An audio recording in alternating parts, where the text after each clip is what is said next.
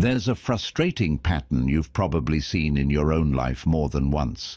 You start something with energy, clear intention, a sense that this time will be different. You feel focused, motivated, almost certain that you're finally moving in the right direction. And for a few days, maybe even a few weeks, everything holds. Then something shifts. Not dramatically, not because you suddenly stopped caring, just a small break in rhythm, a day where you don't feel like it, a moment where something else feels easier, a delay that seems harmless at the time. And before you fully notice what's happening, the structure you were building starts slipping. You tell yourself you'll get back to it, but you don't.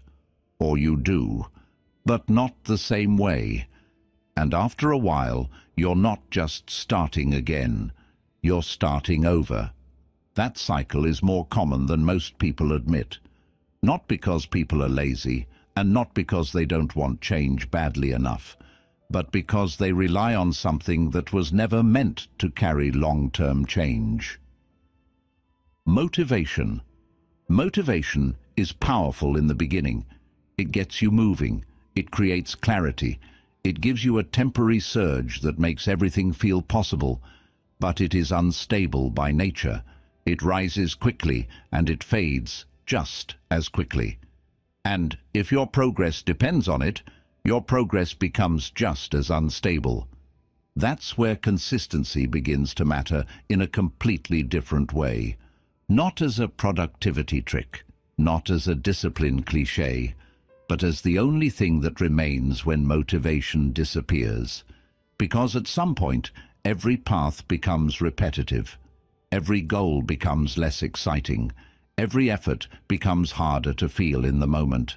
And in those exact moments, the difference between people who move forward and people who keep restarting becomes very clear. One group waits to feel ready again. The other keeps going, even when nothing about the moment feels supportive. And over time, that quiet difference begins to compound into something much larger than it looks at the beginning. This episode is about that difference. Not about pushing yourself harder, and not about forcing constant intensity, but about understanding why consistency changes the structure of your life itself. Why small, repeated actions become more powerful than rare bursts of effort. Why staying in motion, even slowly, builds something that starting fast never can.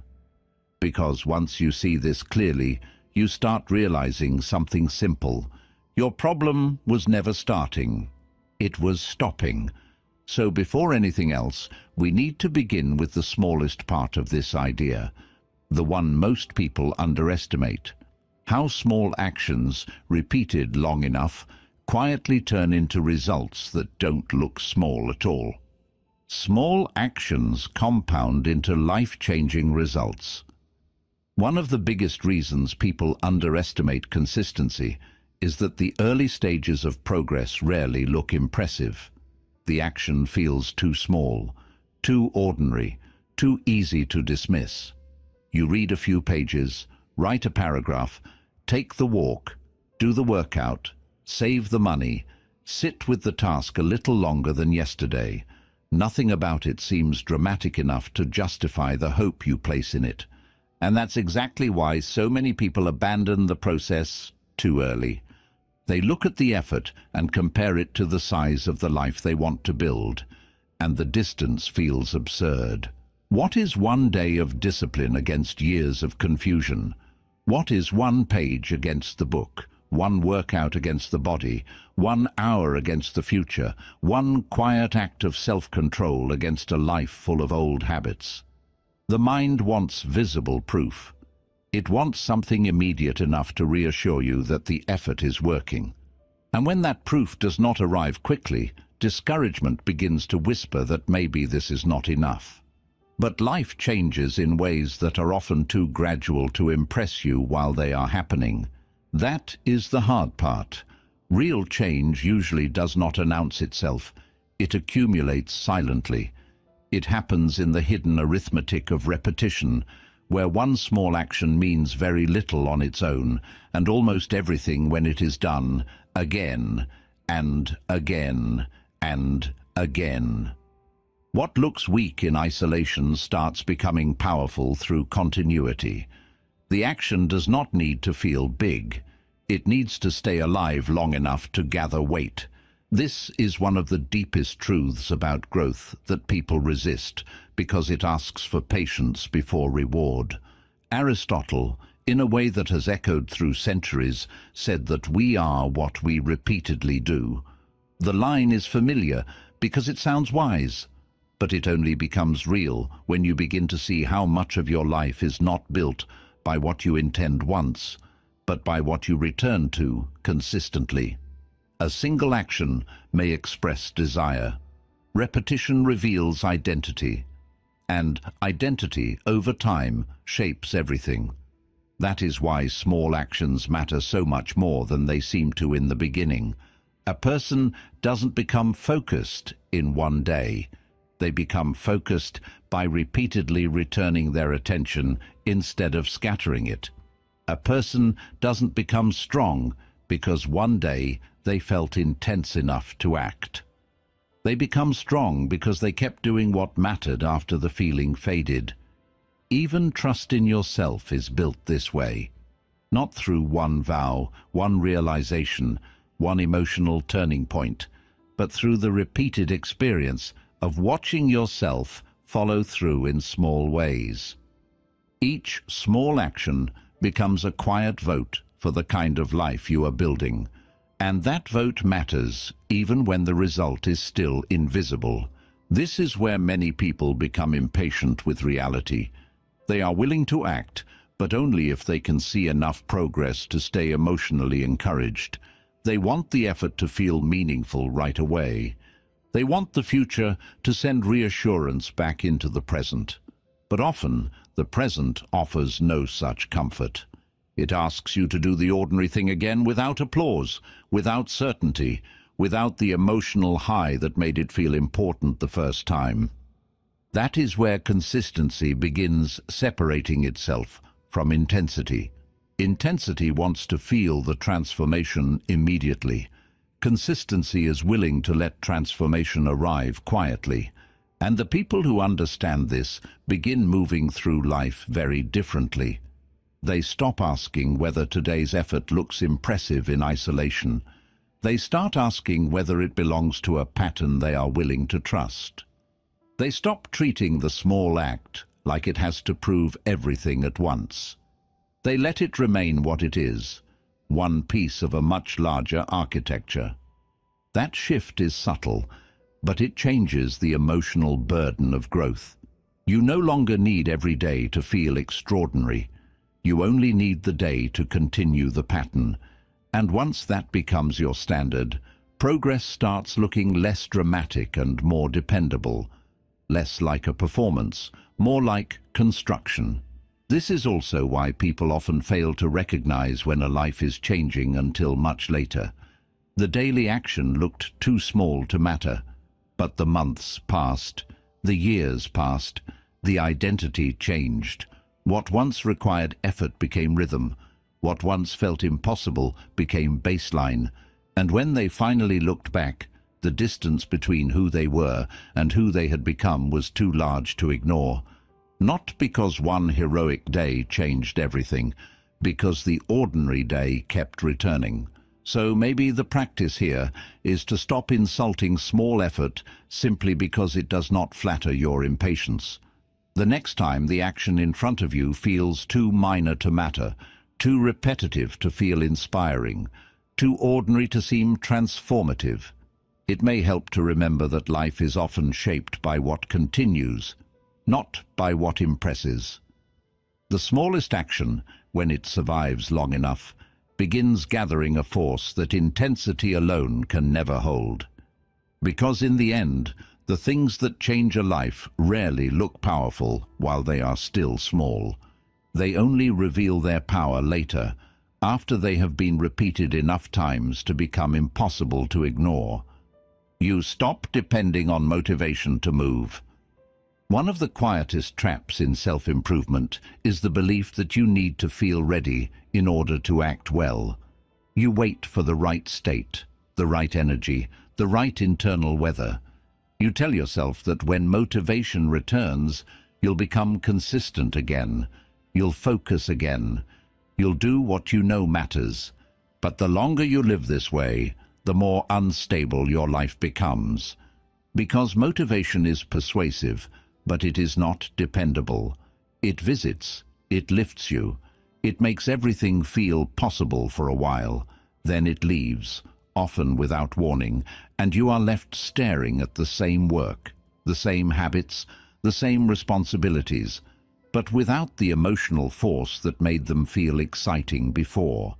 That is the moment most people stop. Not because the goal became less important, but because the feeling that carried them there is no longer present. And if you build your life around that feeling, your progress becomes tied to something that has never promised to stay. That is why consistency matters so deeply. It breaks the hidden dependence on motivation by teaching you to move before the feeling arrives, after it leaves, and sometimes without it ever showing up at all. This is not a glamorous shift. In fact, it can feel almost disappointing at first, because part of the fantasy of change is the hope that one day you will become the kind of person who always feels like doing what matters, that the resistance will disappear, that discipline will become easy because your inner state will finally match your intentions every day. But real growth usually asks for something much less romantic than that. It asks whether you can keep your word to yourself on ordinary days. Days when your mind feels dull. Days when life feels repetitive. Days when there is no emotional reward in the moment. That is where consistency starts becoming something more powerful than motivation ever was.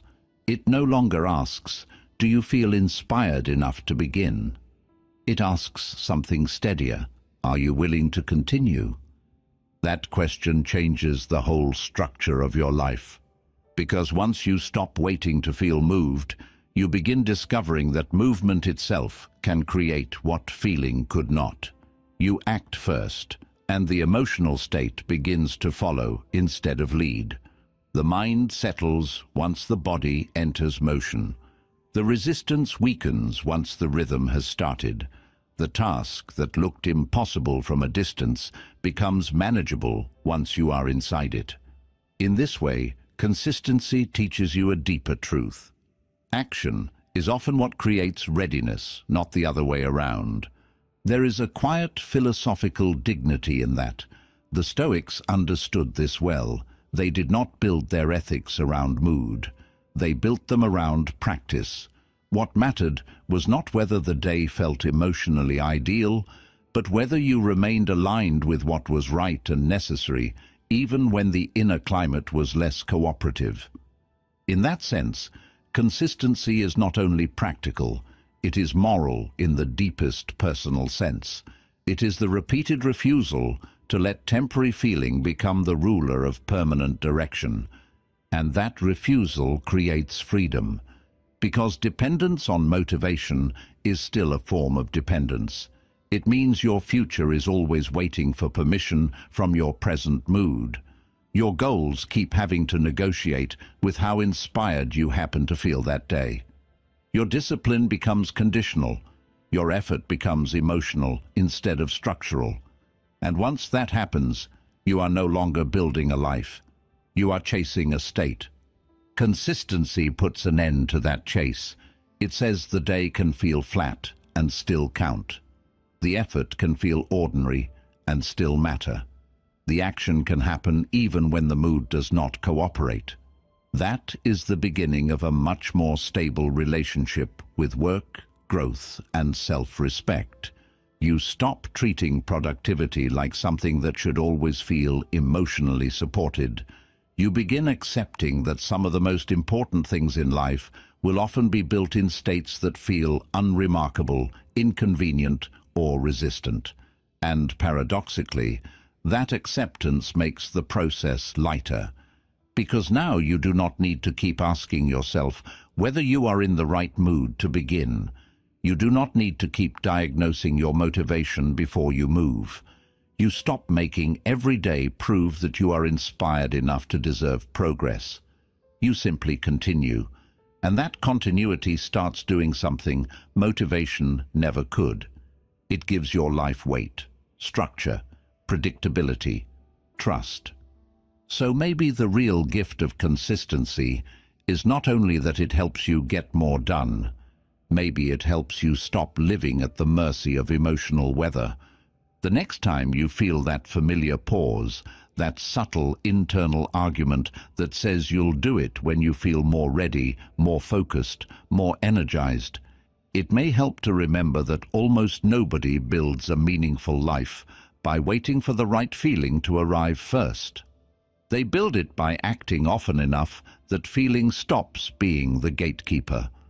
Because in the end, motivation may begin the journey, but consistency is what teaches you how to keep walking when inspiration is no longer holding your hand.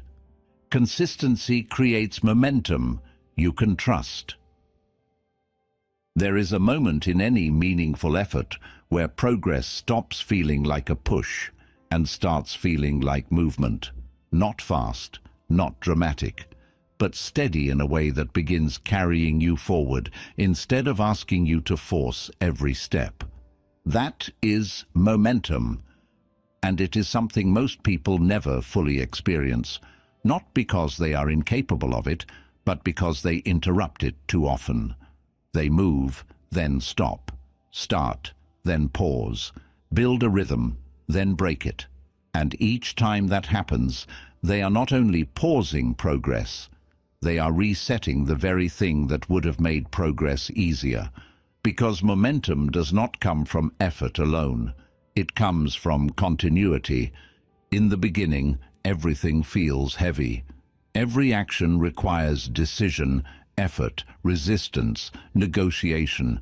You have to convince yourself to begin. You have to push through the friction. You have to create movement manually, step by step. And this is where most people misunderstand what they are experiencing. They assume that this difficulty means something is wrong, that the path is too hard, that they lack discipline, that they are not built for this. But what they are really feeling is the absence of momentum. A body at rest resists movement. A mind out of rhythm resists focus. And a life that keeps restarting never builds enough continuity to make things feel natural. So every attempt feels like the first attempt, even when it is not. Consistency changes that. When you begin showing up repeatedly, even in small ways, something starts forming beneath the surface. The action becomes less foreign. The resistance becomes more predictable. The decision-making becomes lighter. You no longer need to negotiate with yourself from zero every day, because part of the movement has already been established. And slowly, almost quietly, the effort begins to feel different. You still work, you still choose, you still show up. But you are no longer starting from stillness. You are continuing something that is already in motion. That is the point where momentum begins to carry part of the weight. And this is where trust enters the picture. Because once you experience momentum clearly, even for a short time, something inside you changes. You realize that you do not need to rebuild everything every day, that there is a version of progress that does not depend on intensity, but on continuity, that there is a rhythm you can enter that makes things feel less forced and more natural. You begin trusting the process, not in a blind way, but in an experienced way. You have felt what happens when you keep going long enough for things to connect. You have seen how small actions begin linking together into something larger. You have noticed how the work becomes more familiar, how the mind resists less, how the effort becomes less chaotic and more structured. That trust is powerful because it removes a certain kind of doubt that often stops people early. The doubt that says, this isn't working, this isn't enough, this is too slow. When you understand momentum, you stop expecting immediate proof. You know that the first stage will feel heavier.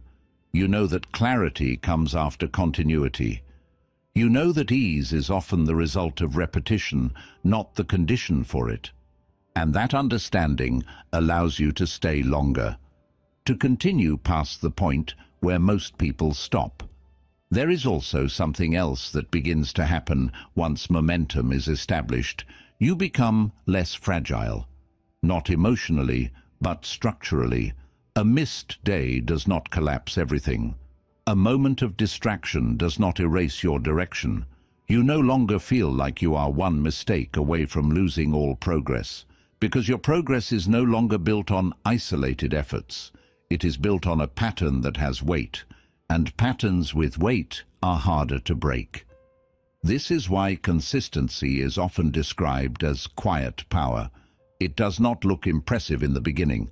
It does not create immediate excitement, but over time it builds something far more valuable than intensity ever could. It builds movement that sustains itself.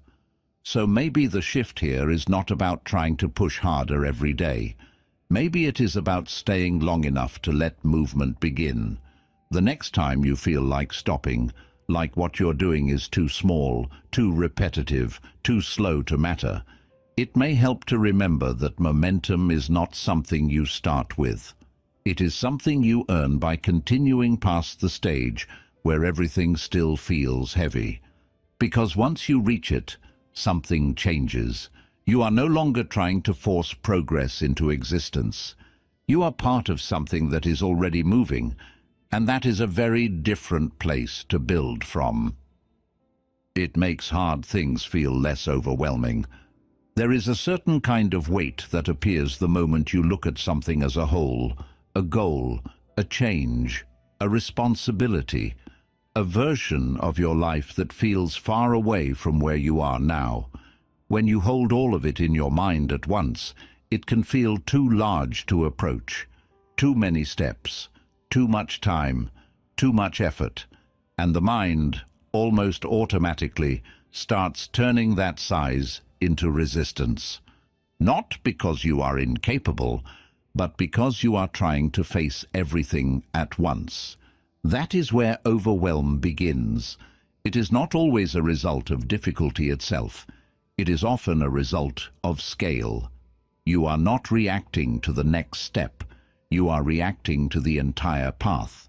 And when the entire path feels too big, your system hesitates. It delays. It distracts itself. It looks for something smaller, easier, more immediately manageable. And this is where inconsistency makes things worse. Because every time you stop and restart, the weight returns in its full form. You never stay with the process long enough for it to shrink into manageable parts. Each attempt feels like the beginning again. The full distance is always in front of you, untouched, unbroken, unapproached. So the mind keeps seeing the mountain. Consistency changes how you experience that mountain. It does not remove the difficulty. It changes your relationship with it. When you show up regularly, something subtle begins to happen. The large, overwhelming thing starts breaking into smaller, familiar pieces. You are no longer thinking about everything at once. You are thinking about what is in front of you today. The next step, the next action, the next unit of effort that you have already begun to recognize. The mountain does not disappear, but it stops looking like one continuous wall. It becomes a series of steps you have already started climbing. This is where the feeling of overwhelm begins to fade, not because the task became easier overnight, but because your mind is no longer trying to carry the full weight of it at once. You are inside the process now, and once you are inside something, It feels very different than when you are standing outside it imagining everything at once. That difference is powerful because the mind tends to exaggerate what it has not entered yet. It builds tension around what is still abstract. It creates fear around what is still undefined. But once you begin engaging with the reality of the task in small, repeated ways, the unknown becomes known. The large becomes segmented. The intimidating becomes familiar. And familiarity reduces fear. There is a quiet wisdom in this that has been understood for a long time. Lao Tzu once said that a journey of 1,000 miles begins with a single step. But what is often missed in that idea is not just the beginning, it is the continuation. Because one step reduces distance slightly, but repeated steps change how distance is experienced altogether. You stop measuring how far you have to go, and you start living inside the act of moving. And once that shift happens, overwhelm loses its grip. You are no longer standing still, staring at the full scale of what lies ahead. You are already in motion. This also changes how you approach difficulty itself. Hard things stop feeling like singular, heavy events that require a huge amount of energy all at once. They become processes you can return to, patterns you can continue, something you chip away at instead of something you have to conquer in one moment of intensity. That makes the entire experience more sustainable. You stop needing to feel strong enough to handle everything today. You only need to be steady enough to handle what is in front of you now. And when that becomes your focus, something interesting happens.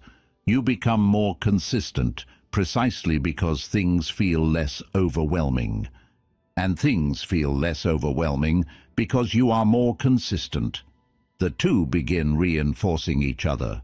So maybe the real shift here is not about making hard things easy. It is about making them approachable. The next time something in your life feels too big, too distant, too demanding to face, it may help to stop looking at it as a whole, not as something you have to solve completely, but as something you can enter gradually. One action at a time, one return at a time, one continuation at a time. Because overwhelm thrives when you try to carry everything at once. Consistency dissolves it by teaching you to carry only what belongs to this moment. And over time, that is more than enough to move through even the hardest things. You create steady progress instead of emotional cycles. A lot of people are not lacking effort, they are lacking continuity. They try hard, they care deeply, they have moments of intense clarity where everything feels possible. They make plans, set standards, promise themselves that this time they will do it differently. And for a while, they mean it. They act on it. They move. They feel almost transformed by the force of that beginning. Then the cycle starts again. A difficult day comes. The energy drops. Something interrupts the rhythm. The emotional force that made the effort feel natural begins fading, and with it goes the behavior. Progress slows, then stops. Guilt enters. Frustration follows. After some time, another wave of motivation appears, and the whole thing begins again from the top. This is what emotional cycles do. They create the illusion of movement without the security of direction. You are always beginning, always reawakening, always having another "this is the moment everything changes" experience. But because the pattern depends too heavily on feeling, the progress itself becomes unstable. It rises with emotion and collapses with emotion. And after enough repetitions, a person starts living with a strange kind of fatigue. Not the fatigue of hard work, the fatigue of never fully building on what came before. That is where consistency becomes quietly revolutionary. Because consistency takes progress out of the hands of emotional intensity and places it inside rhythm. It no longer asks whether you feel inspired enough to continue. It simply keeps the line moving. The day may feel flat. The effort may feel ordinary. Your mood may not cooperate. But the action still happens, and because it still happens, the life you are building remains in motion even when your emotions are not helping you carry it. This changes the emotional structure of progress itself. You stop living in waves. You stop needing every week to feel powerful in order for the work to matter. You stop measuring growth by how inspired you were while doing it. Instead, you begin noticing something subtler and much more stable. There is movement even when you do not feel dramatic. There is progress even when the day feels unremarkable. There is a line connecting yesterday to today and today to tomorrow, and that line gives your life a kind of steadiness that emotional cycles never could. That steadiness matters more than people realize. Because emotional cycles are exhausting not only because they interrupt progress, but because they keep destabilizing your relationship with yourself. Every rise creates hope. Every collapse creates disappointment. Every restart asks you to believe again after you have already seen yourself stop before. A person can begin to feel as though they are always trying, always caring, always recommitting, yet somehow never fully trusting the process. Consistency starts repairing that distrust. It tells your mind something new. That effort does not have to come packaged as intensity in order to count. That movement does not have to feel dramatic in order to be real. That change can be quieter than your emotions would prefer, and still far more effective than anything built on emotional surges. There is a philosophical calm in that realization. Marcus Aurelius wrote, "Waste no more time arguing what a good man should be. Be one." The line cuts through a familiar trap, the trap of staying in emotional and mental preparation rather than settling into repeated action. Consistency is one of the purest expressions of that Stoic spirit.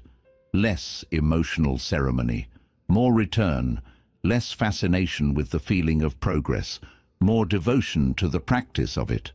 And the longer you live this way, the more your life begins to feel less chaotic inwardly. You stop feeling as though your future depends on whether the next wave of motivation arrives in time. You stop treating yourself like someone who must always be emotionally convinced before acting. You build a steadier floor beneath your life, one that can hold even when your mood changes, when your energy dips, when your enthusiasm is nowhere to be found. That is what emotional cycles can never give you. They can give intensity. They can give temporary hope. They can even give memorable beginnings. But they cannot give you the quiet relief of knowing that your progress does not disappear every time your feelings change. Consistency can. So maybe the shift here is not about becoming more emotionally powerful. Maybe it is about no longer allowing your emotions to decide whether your effort gets to continue. The next time you feel yourself wanting the old dramatic beginning, the old rush, the old feeling that this time it will be different, because you feel different, it may help to remember that the life you want is rarely built in those emotional peaks. It is built in what continues after the feeling fades.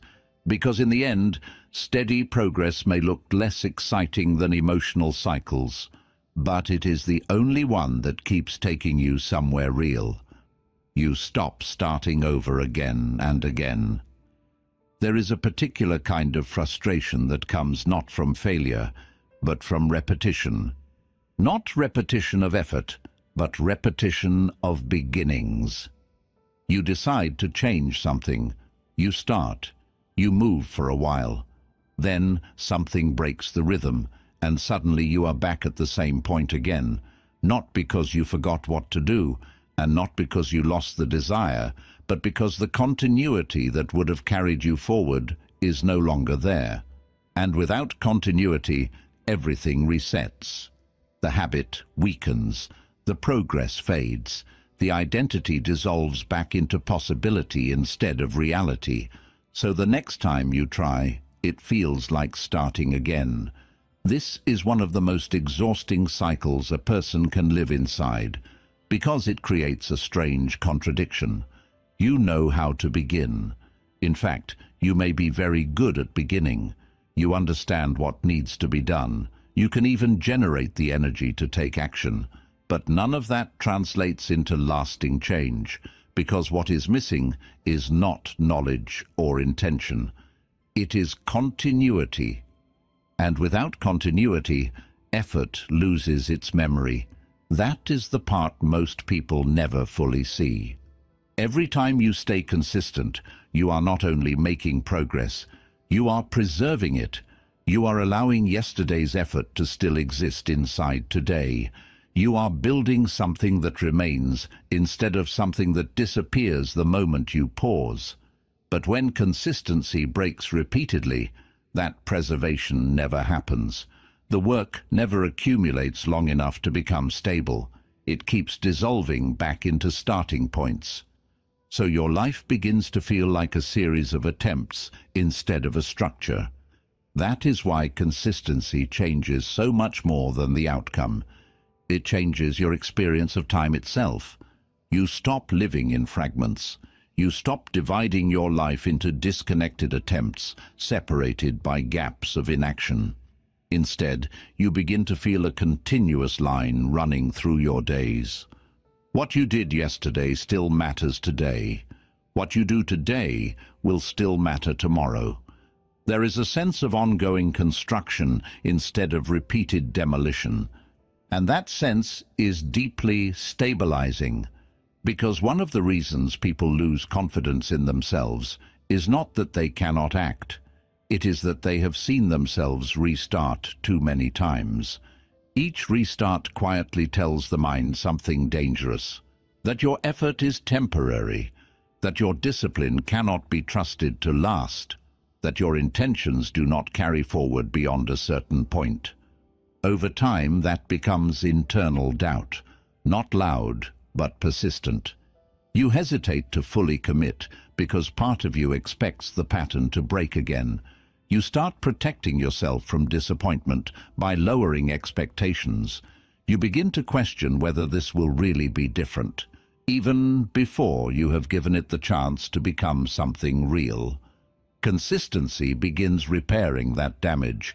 Each day you continue, you are sending a different message inward, not through words, but through evidence.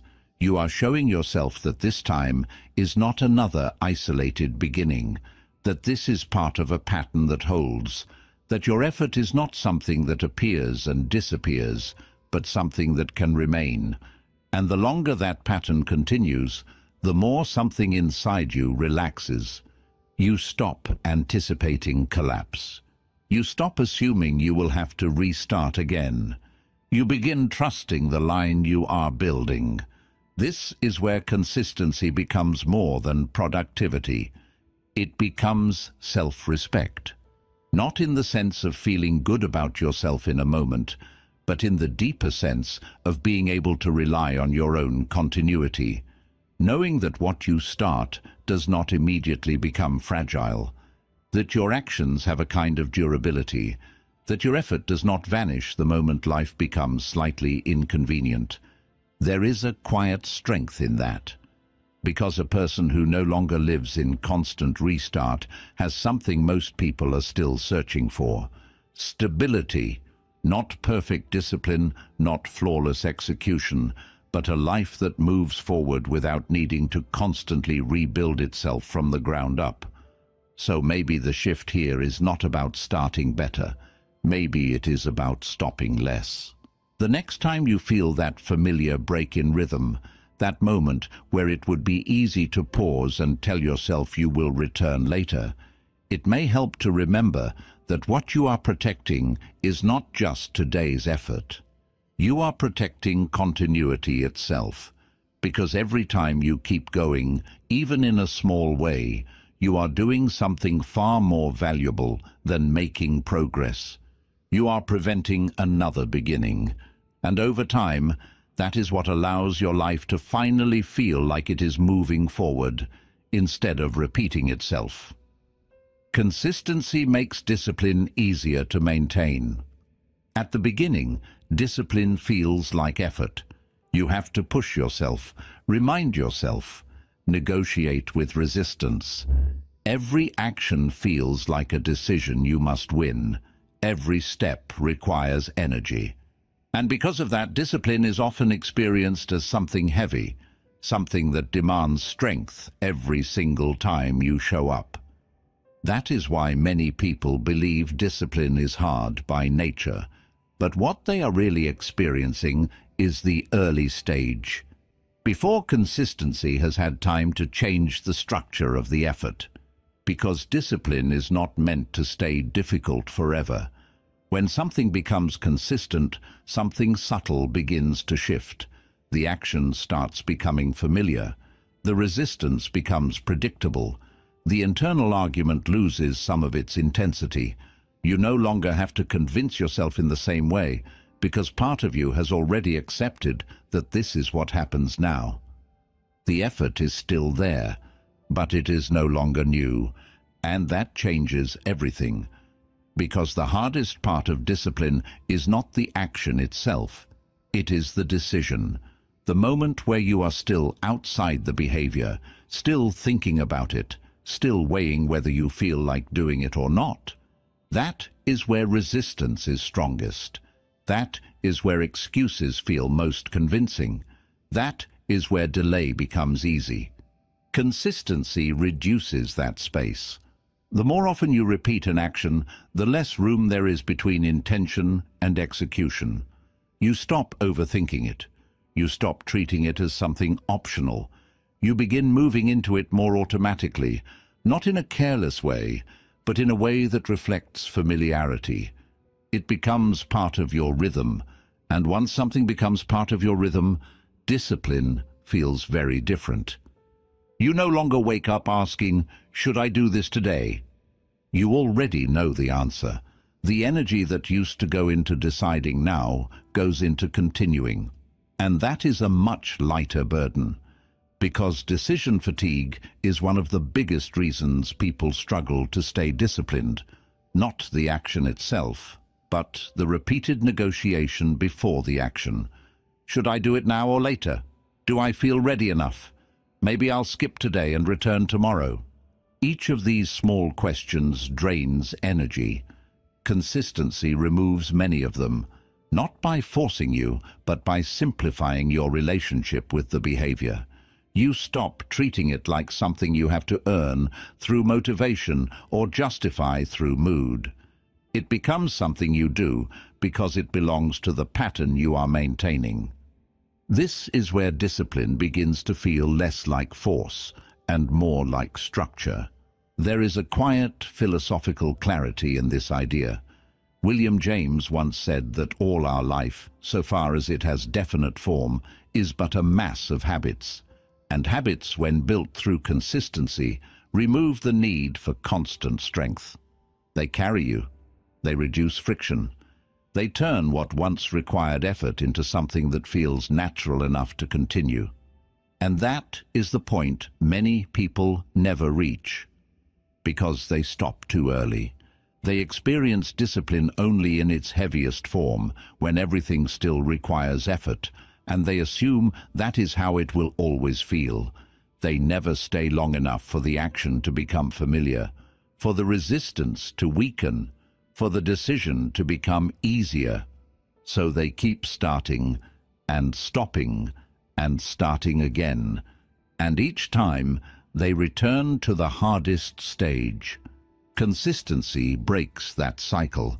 It allows you to move past the stage where discipline feels like constant struggle and into the stage where it begins supporting you instead of exhausting you. The behavior is no longer foreign. The effort is no longer new. The pattern is already in motion. And because of that, maintaining it becomes easier than rebuilding it. That is an important shift, because most people think discipline is about becoming stronger, but often it's about making things easier to continue. So maybe the goal is not to force yourself harder every day. Maybe it is to stay long enough for the process to carry you. The next time discipline feels heavy, it may help to remember that what you are experiencing is not the final form of it. It is the beginning, the stage where everything still requires effort, because nothing has been repeated long enough to become familiar. And if you continue past that stage, something changes. You stop relying on strength alone, and you start relying on rhythm, and rhythm is much easier to live with than constant force. Consistency reduces self-sabotage. Self-sabotage is often spoken about as if it were some hidden urge to ruin your own life, but most of the time it is not that dramatic. It is quieter, more ordinary, and much easier to live inside without naming it clearly. It appears in hesitation, in delay, in the small moment where you know what matters, but something in you turns away from it anyway. Not because you want to fail, but because inconsistency creates too much room for moods, fears, and temporary discomfort to keep interrupting what you already know you need to do. That is where a great deal of self-sabotage actually lives. Not in one terrible choice, but in the repeated gap between intention and follow-through. You want the change. You can even imagine the life it would create. But if your actions remain irregular, then every day becomes a new negotiation. And that negotiation is where self-sabotage finds its opening. Doubt enters. Resistance becomes persuasive. You start listening to the version of yourself that only exists in temporary states. The tired version, the avoidant version, the uncertain version, the one that wants relief more than alignment. And because nothing is stable yet, that version gets more influence than it should. This is why inconsistency is so dangerous psychologically. It keeps you exposed. It keeps your progress fragile enough that almost any passing mood can interrupt it. The structure is too weak to protect you from yourself. So you do not need an enemy, a crisis, or some dramatic failure to lose momentum. A slight dip in energy can do it. A little self-doubt can do it. One emotionally off day can do it. The path keeps breaking not because you lack desire, but because there is not enough continuity to hold the line when your weaker moments arrive. Consistency changes that. It does not remove your difficult moods. It reduces how much authority they have. That is a very important difference. You may still wake up feeling resistant. You may still have days where avoidance feels seductive, where the old stories return, where comfort seems more reasonable than effort. But when a pattern is already in place, those states no longer get to decide everything. They still speak, but they are speaking into structure, and structure is much harder to derail than intention alone. This is where consistency becomes a form of protection. It protects you from the unstable parts of yourself that only become powerful when nothing steady is already in motion. It shortens the argument between what you know and what you feel.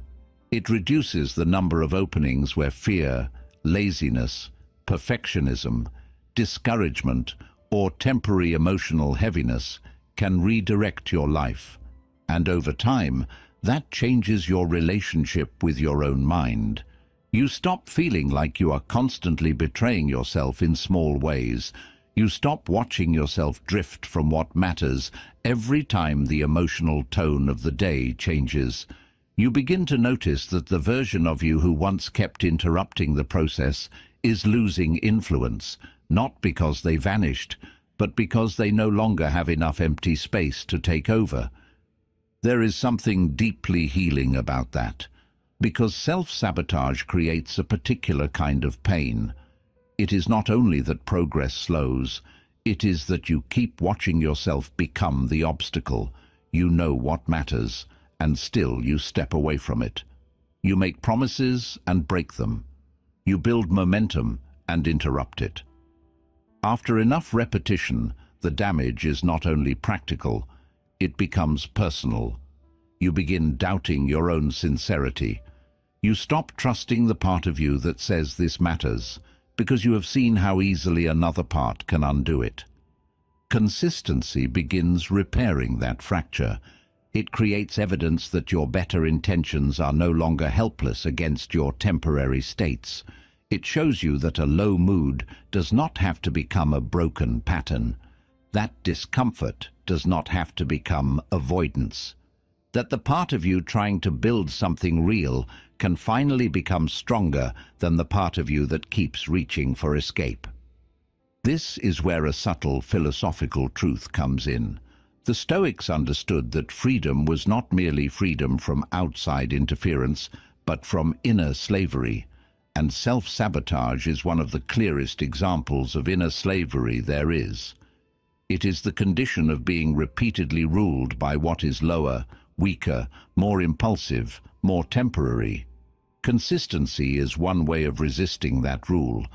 It is the repeated act of standing by what is better in you long enough for it to become stronger than what keeps trying to interrupt it. So maybe the next time you notice that familiar impulse to delay, to drift, to step away from what you already know matters, you do not treat it like some mysterious flaw in your character. You see it more clearly, not as fate, but as an opening that becomes smaller every time you keep the pattern alive, every time you continue instead of renegotiate. Every time you act before the weaker voice has time to become the loudest one in the room.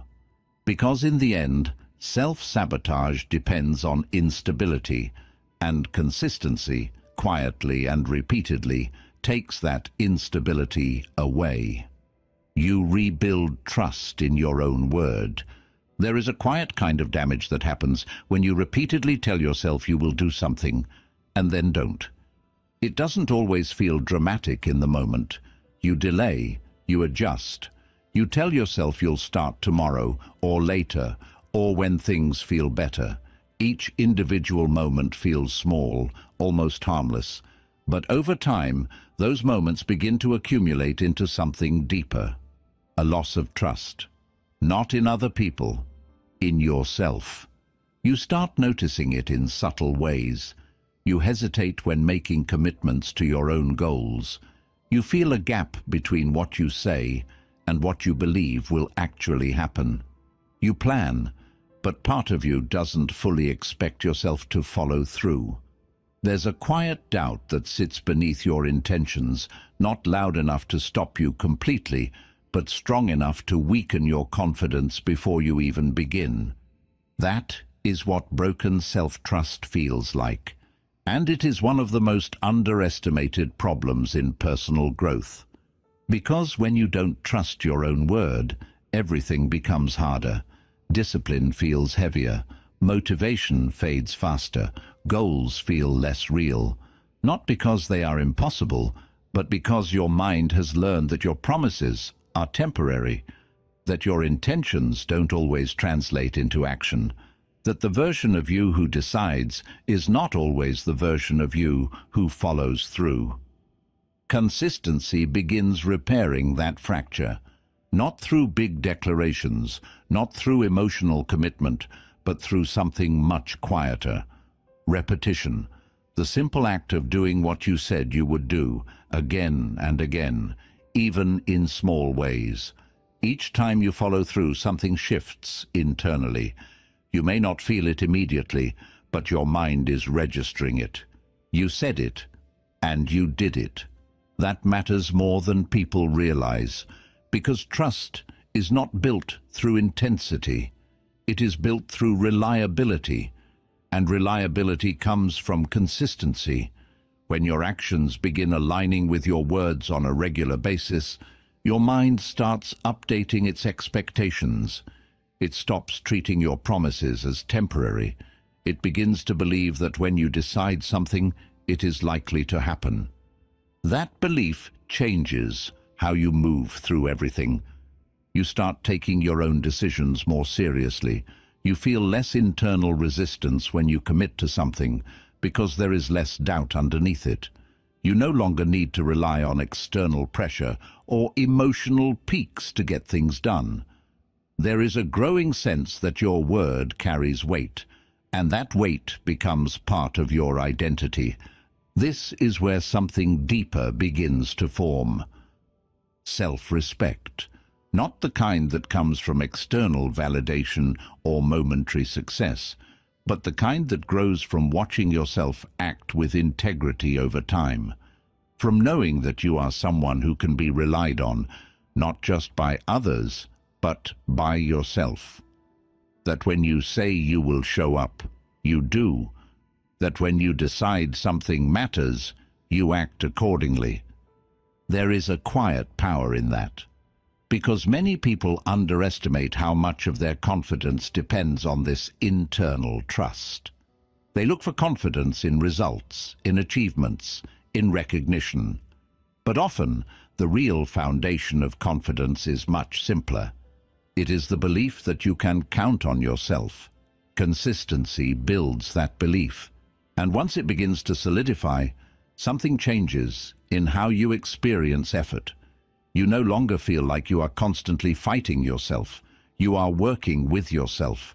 The gap between intention and action becomes smaller. The internal conversation becomes quieter.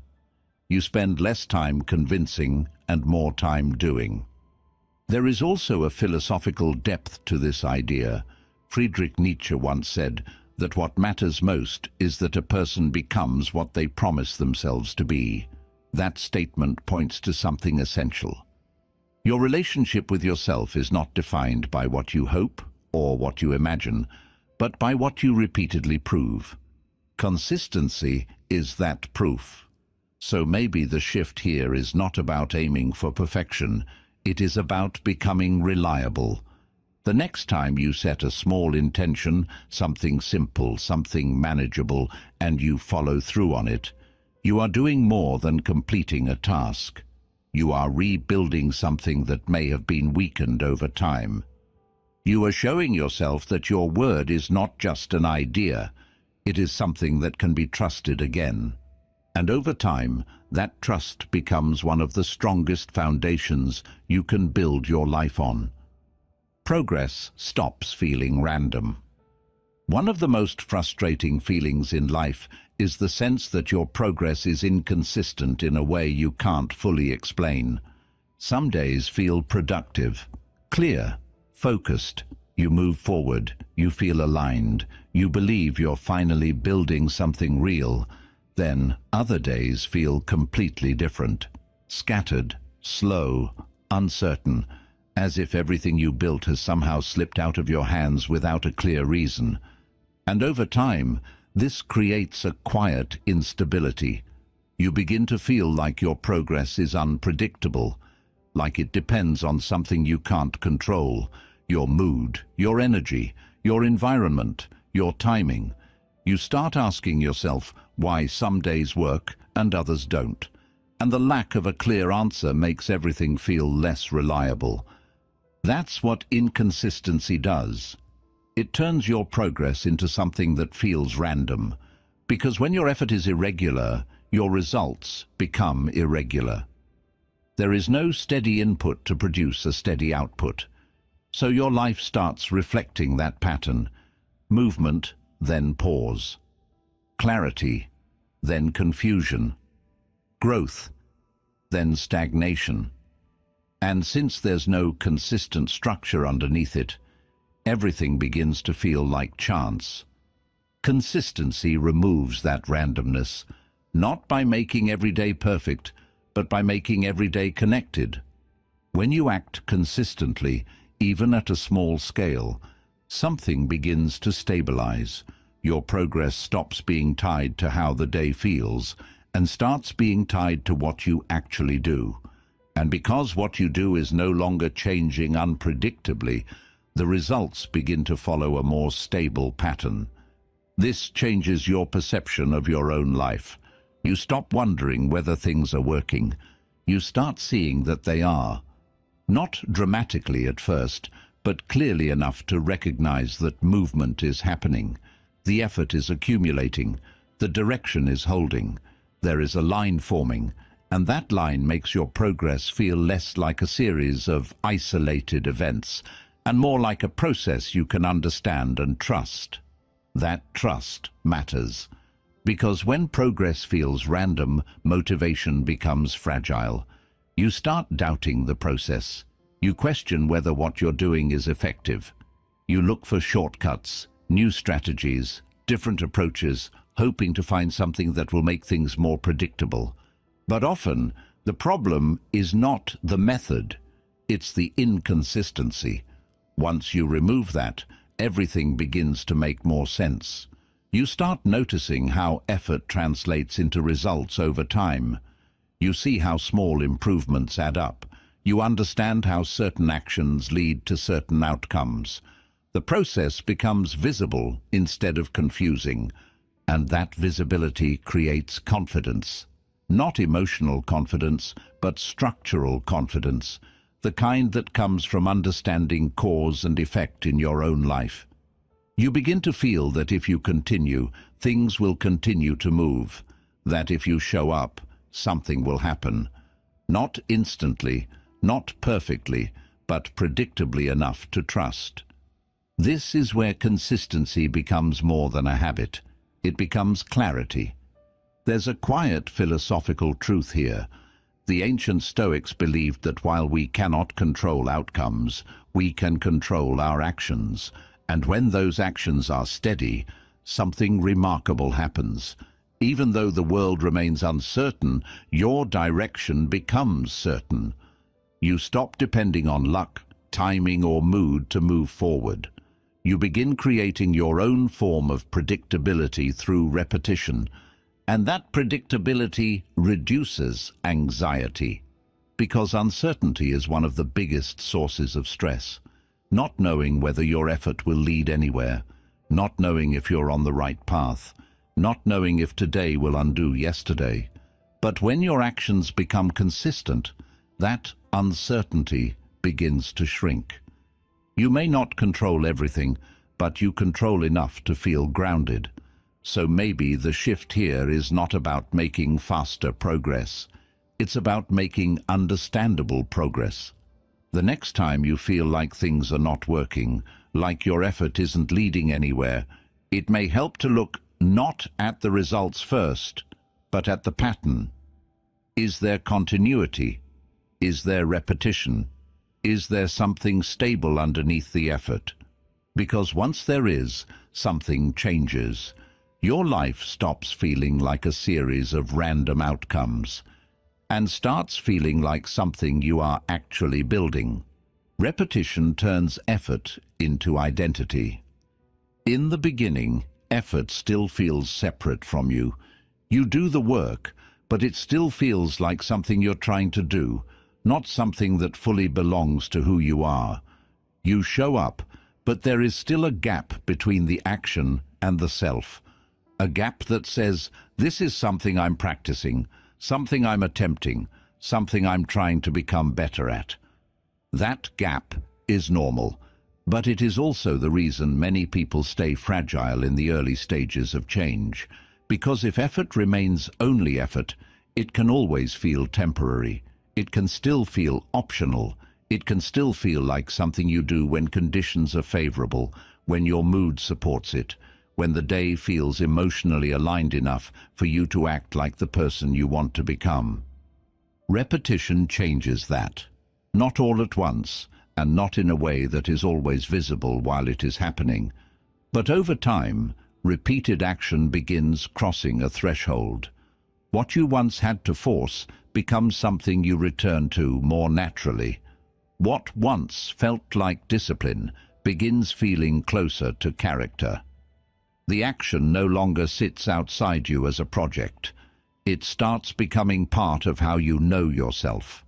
That is when effort begins turning into identity. This matters because identity is one of the most powerful forces in human behavior. People can break a plan. They can abandon a goal. They can drift away from an intention, but they struggle much more to act against who they believe they are. Once something becomes part of your identity, consistency no longer depends on persuasion in the same way. You do not have to keep convincing yourself from zero. You are now acting in accordance with a self-image that has been built through repetition. And self-image built through evidence is much stronger than self-image built through hope. This is where many people go wrong. They try to change identity through declarations. They say, "I am disciplined now. I am focused now. I am the kind of person who follows through." But if those statements are not supported by repeated action, the mind does not fully believe them. It may want to, but it knows the difference between aspiration and proof. Repetition provides the proof. Every time you continue, you strengthen the case. Not only that you can do the action, but that the action belongs to you. The writer writes, "The disciplined person returns. The focused person protects attention. The consistent person does not need every day to feel special in order to remain in motion." And after enough repetition, these are no longer motivational ideas. They are descriptions. That is a profound shift. Because once repetition starts shaping identity, your relationship with effort changes completely. You are no longer asking, "Can I make myself do this today?" You are asking something much quieter. "Is this in alignment with the person I've been becoming through what I repeatedly do?" That question is far more stable than mood. It reaches deeper than motivation. It roots action in selfhood. There is a philosophical weight to this that goes far beyond productivity. William James understood that human beings are shaped by habitual action, and Aristotle, long before him, saw virtue as something practiced into being. Not a feeling, not an abstraction, but a repeated embodiment. You do not become something because you admired it once. You become it because you lived it enough times that it began organizing your character from within. Consistency is how that organization happens, and when it does, something powerful becomes possible. You stop experiencing every act of discipline as a contest between who you are and what you must force yourself to do. The contest softens, the action fits more cleanly. There is less internal resistance because there is less internal contradiction. You are not dragging yourself toward a standard that feels foreign. You are expressing a standard that has started becoming your own. This also means that inconsistency becomes more costly than it once was, not because you become perfectionistic, but because you can feel more clearly when your actions no longer match the identity you have worked to build. The standard is no longer external. It lives closer to the center of you. And because of that, returning becomes easier too. You know where you belong. You know the rhythm. You know the version of yourself you are trying to remain loyal to. So maybe the deeper value of consistency is not only that it helps you get results. Maybe it helps you become someone more coherent, someone whose actions and self-understanding no longer feel so far apart, someone who does not have to keep beginning from a fantasy of who they hope to be, because repetition has slowly turned that hope into evidence. Because in the end, effort changes a life most powerfully, not when it feels intense, but when it has been repeated long enough to become part of who you are.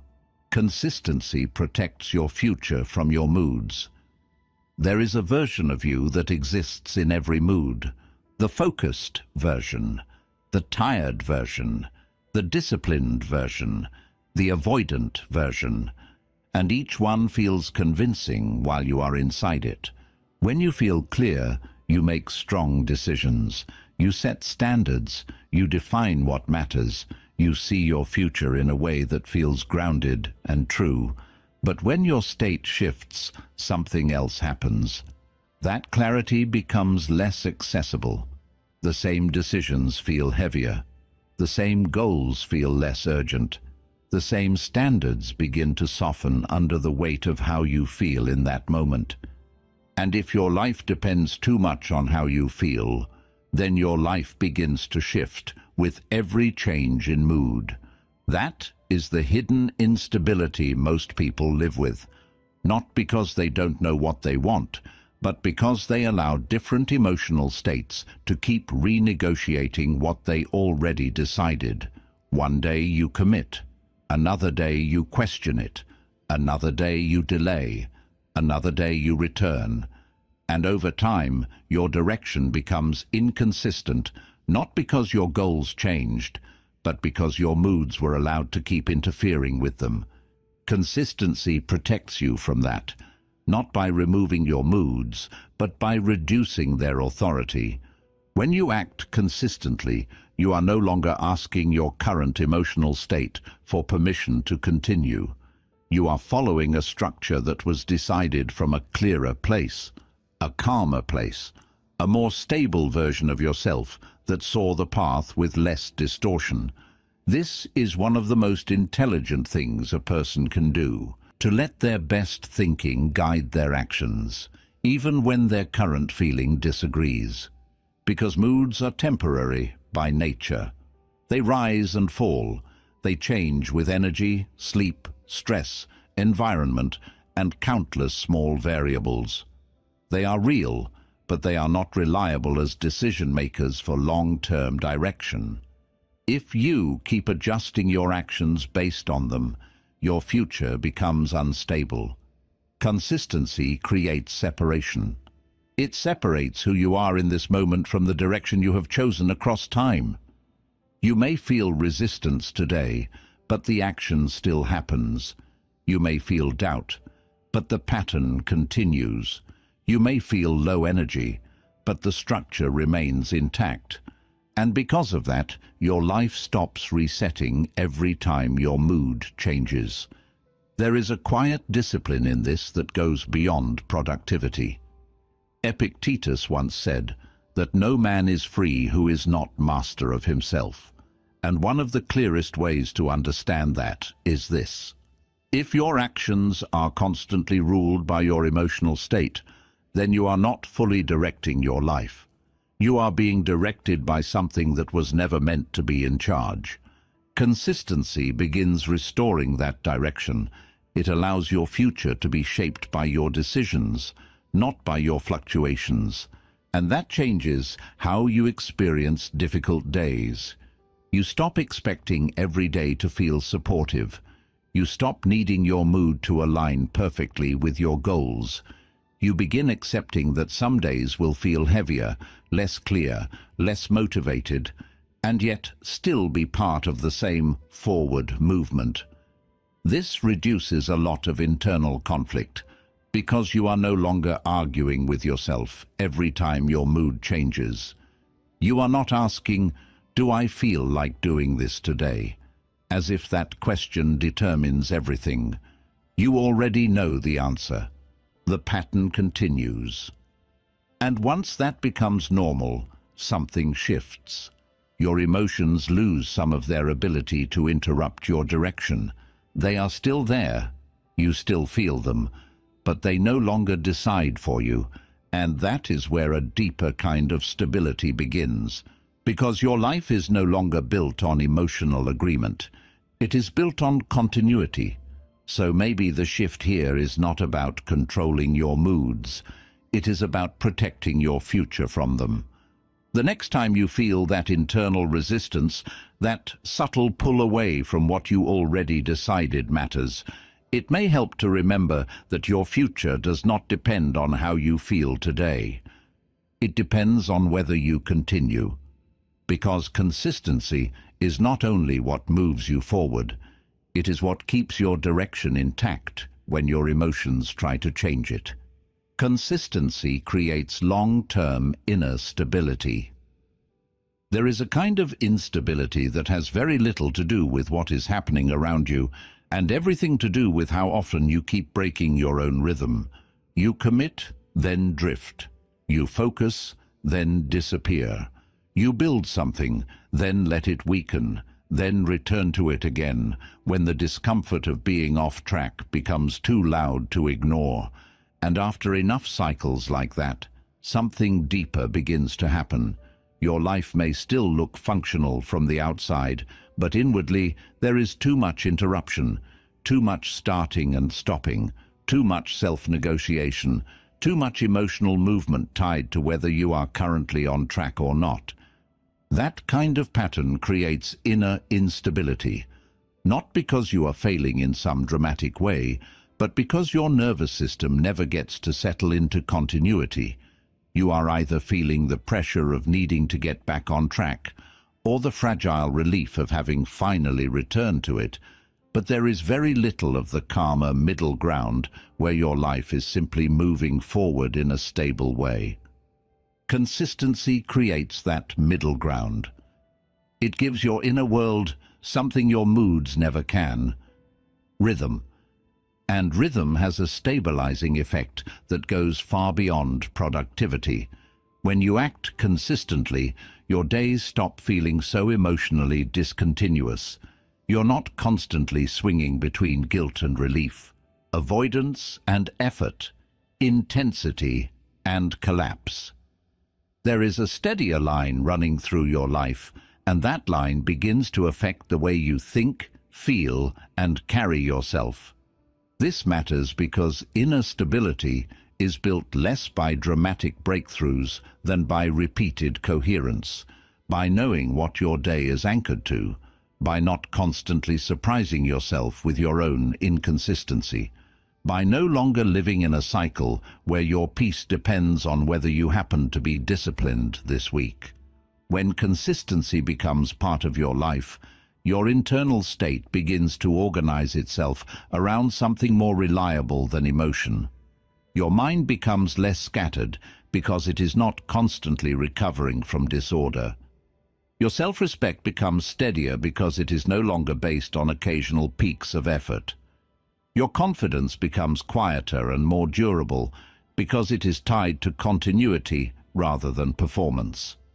This is why consistency can feel healing in a way people do not always expect. It reduces internal chaos. So much of the distress people carry is not only from external problems, it is from living in conflict with themselves, knowing what matters and not doing it, knowing what helps and not returning to it, repeatedly breaking patterns that they themselves need in order to feel whole, then wondering why life feels mentally noisy and emotionally unstable. Consistency softens that conflict. It brings your actions into closer alignment with what you already know is right for you. And that alignment has a calming effect. Not because life becomes easy, but because you are no longer constantly splitting yourself between intention and action. There is less inner argument, less self-betrayal in small daily moments, less of that exhausting experience of having to rebuild psychological order from scratch every few days. Over time, this becomes one of the strongest foundations for peace. Not the peace of perfect circumstances, but the peace of inner coherence. The peace that comes from living in a way that does not keep undoing itself. The peace of knowing that your life is being held together by something more dependable than inspiration, urgency, or temporary emotional force. There is also something quietly philosophical here. The ancient Stoics understood that a stable life is not built by occasional noble intentions, but by daily practice, by returning over and over to what forms character. In that sense, consistency is not merely a tool for getting results. It is a way of reducing inner disorder, a way of becoming less divided within yourself. And perhaps that is why it matters so much, because a person can survive inconsistency for a long time, but they rarely feel deeply settled inside it.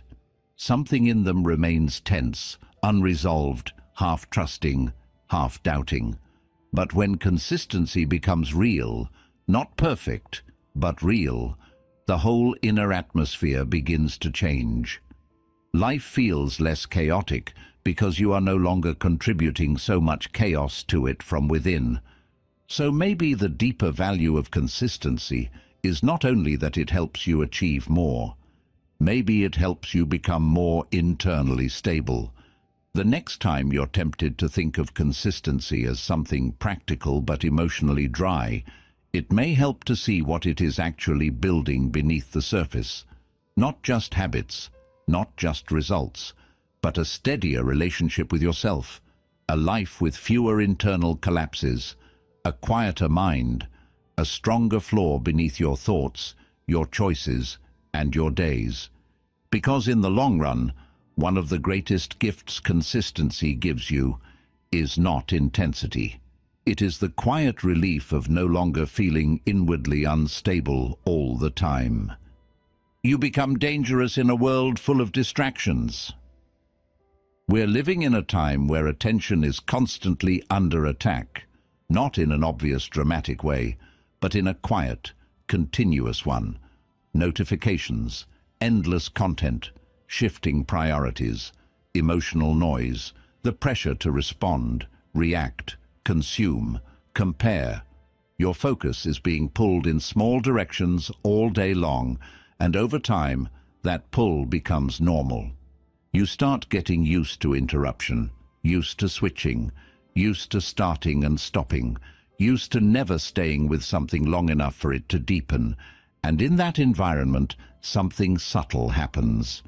Consistency becomes rare, not because it is difficult in theory, but because it requires something that the modern world is constantly eroding: sustained attention over time. The ability to return, again and again, to the same meaningful direction without being pulled away by everything that feels urgent but isn't important. That is why consistency becomes powerful in a different way today. It's no longer just a personal advantage, it's a form of resistance.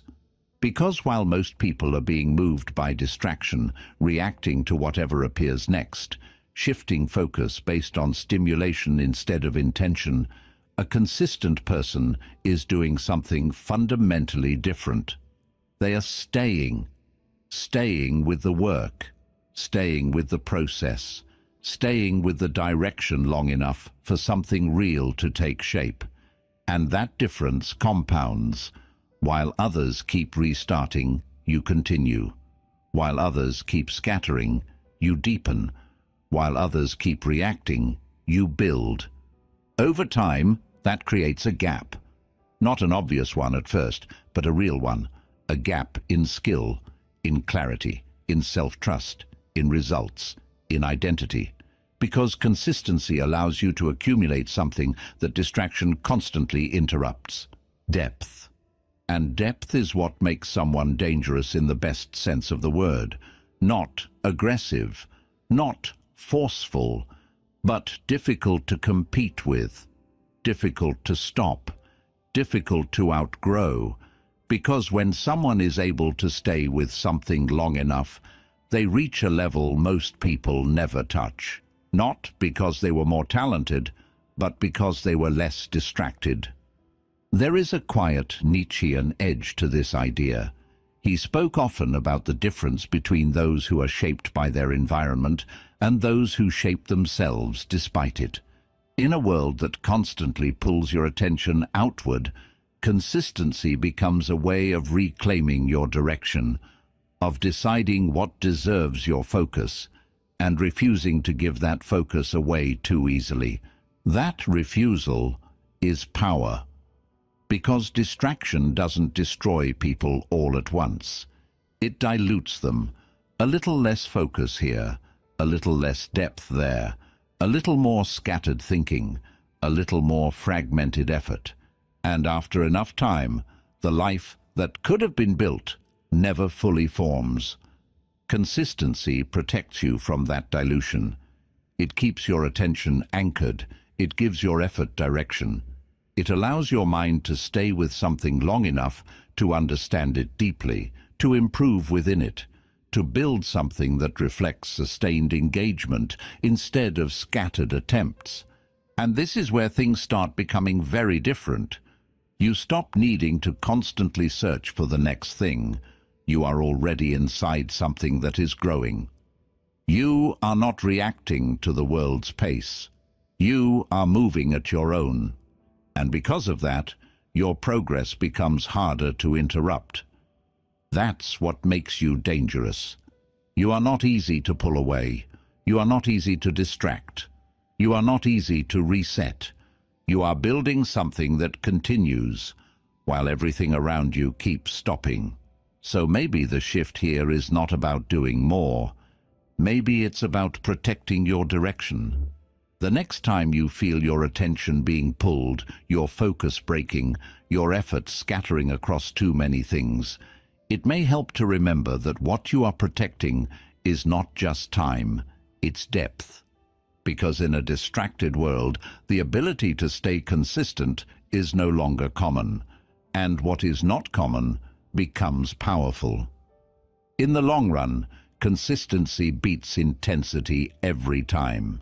There is something seductive about intensity, the feeling of starting strong, the surge of energy, the sense that everything is finally aligning. In those moments, you don't just act, you feel transformed. You feel like this is it. This is the version of you that will finally carry everything forward. And for a while, that feeling can create real movement. You do more, push harder, stay focused longer than usual. But intensity has a limit, not because it isn't powerful, but because it isn't sustainable. It burns bright, then fades. And when it fades, if there's nothing steady underneath it, everything it built begins to weaken. The rhythm breaks. The effort becomes harder to maintain. The distance between action and inaction grows again. And slowly, almost predictably, the cycle returns. This is why so many people live in a pattern of strong beginnings, followed by quiet collapse. They rely on intensity to create change, but intensity was never designed to maintain it. Consistency is different. It doesn't feel as exciting. It doesn't give you the same emotional high. It doesn't make you feel transformed overnight. In fact, most of the time, it feels almost ordinary, repetitive, unremarkable, the kind of effort that doesn't attract attention or create immediate admiration, but it lasts. And that is what changes everything. Because in the long run, the person who continues will always outgrow the person who starts strong and stops. Not because they had more talent, more intelligence, or more opportunity, but because their efforts stayed alive long enough to compound. This is one of the simplest truths in life, and one of the hardest to accept emotionally. We want to believe that big moments create big change, but most of the time, it's the small moments that survive long enough that do. There is a quiet clarity in something Warren Buffett once said about wealth. It comes from doing simple things consistently over a long period of time. The same idea applies to almost everything: health, skill, focus, character, identity. None of these are built through occasional intensity. They are built through repeated, sustained action that doesn't collapse when the feeling changes. Consistency doesn't compete with intensity in the short term. It outlives it. That's the difference. Intensity can give you a powerful start. It can push you into motion. It can break inertia. But without consistency, it has nowhere to go. It rises, then disappears, leaving you with the memory of effort instead of the result of it. Consistency, on the other hand, doesn't need to feel powerful in the moment. It only needs to continue, and when it does, something almost inevitable begins to happen. The gap between you and others who rely on intensity starts widening, not dramatically at first, but steadily. They surge, then pause. You move, then move again. They restart. You continue. And over time, that difference becomes too large to ignore. This is why consistency feels slow, until it doesn't. Until one day, the results are no longer small. The identity is no longer forming. The progress is no longer fragile. Everything that once felt distant has become part of your reality, not because of one defining moment, but because of thousands of ordinary ones that never stopped. And at that point, something becomes very clear. You didn't need to be at your best every day. You just needed to not disappear. So maybe the shift is this. Stop trying to win in moments. Start trying to remain. The next time you feel that pull toward intensity, that desire to go all in, to push hard, to prove something quickly, it may help to remember that what you are building is not a moment. It's a life. And a life is not shaped by how intensely you begin, but by how consistently you continue. Conclusion. At some point, the real question stops being whether you know what to do. Most people already know. They know the habit that would help, the work they should return to, the structure their life needs, the thing they keep postponing while waiting to feel different first. The harder question is whether they can remain with what matters long enough for it to change them. That is where consistency becomes more than a method. It becomes a way of living that refuses to hand your future over to mood, interruption, or temporary intensity. It is the choice to keep the line unbroken, even when the day feels ordinary, even when the reward is invisible, even when the version of you showing up does not feel impressive in the moment. And over time, that choice begins reshaping far more than your schedule or your output. It reshapes your relationship with yourself. You stop needing constant motivation to move. You stop restarting every few weeks. You stop living in emotional cycles that give you bursts of hope and then drop you back into frustration. Instead, something steadier begins to form. Trust, rhythm, momentum, a quieter identity built not from dramatic self-belief, but from repeated evidence. You become someone whose life is not constantly being renegotiated by how they feel on a given day. That changes the entire emotional atmosphere of growth. Progress stops feeling random because the pattern beneath it is no longer random. Discipline becomes easier because it is no longer being rebuilt from zero. Your mind becomes less scattered because your direction is no longer repeatedly interrupted. Even your inner life begins to settle because consistency reduces one of the most exhausting forms of instability there is, the instability of constantly breaking your own rhythm. There is something deeply human about this. We often imagine transformation as a breakthrough, a powerful realization, a strong beginning. But more often, transformation is quieter than that. It arrives through repetition, through the ordinary act of returning, through staying with what matters after the feeling that started, it has already faded. Nietzsche wrote that all truly great things must first wear terrifying and monstrous masks in order to inscribe themselves on the hearts of humanity. In a much smaller, more personal way, consistency has its own mask. It often appears dull, repetitive, even unimpressive at first. But behind that mask is one of the most life-changing forces a person can build. Because consistency does not simply help you get results, it changes what kind of person you become while getting them. And maybe that is the part worth remembering when the process feels slow, when the action feels too small, when the day feels too ordinary to matter. The ordinary day counts. The repeated action counts. The quiet return counts. Not because each moment looks powerful on its own, but because a life is rarely shaped by what felt powerful once. It is shaped by what kept going.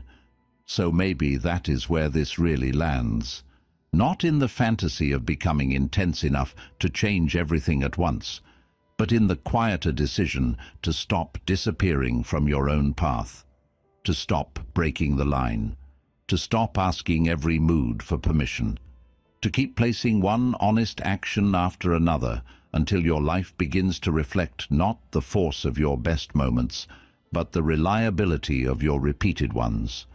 Because in the end, consistency is not glamorous.